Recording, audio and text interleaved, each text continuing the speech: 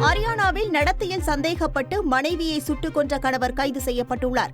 நுஹ் மாவட்டத்தில் இனாயாத் என்ற நபர் திடீரென போலீசிடம் சென்று மர்ம நபர்கள் தங்கள் வீட்டில் கொள்ளையடித்துவிட்டு மனைவி சுன்னாடியை கொன்றுவிட்டதாக தெரிவித்துள்ளார். ஆனால் போலீசார் விசாரணையில் இனாயாத் தான் தன் மனைவியை கொன்றது தெரியவந்தது.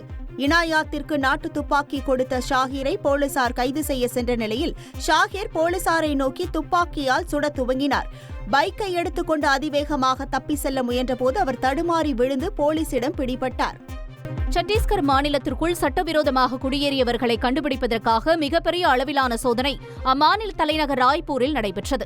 சந்தேகப்படும்படியான நபர்களின் ஆதார் கார்டுகளை போலீசார் பரிசோதித்து வருகின்றனர். ஏற்கனவே கடந்த டிசம்பர் மாதம் சத்தீஸ்கருக்குள் ஊடுருவியிருந்த 850 வங்கதேசத்தினர் நாடு கடத்தப்பட்டதாக மாநில அரசு அறிவித்திருந்தது. இந்த நிலையில் சட்டவிரோதமாக குடியேறியவர்கள் குறித்து காவல் நிலையங்களில் அளிக்கப்படும் புகார்களின் அடிப்படையில் இந்த சோதனை நடத்தப்படுவதாக தெரிவிக்கப்பட்டுள்ளது.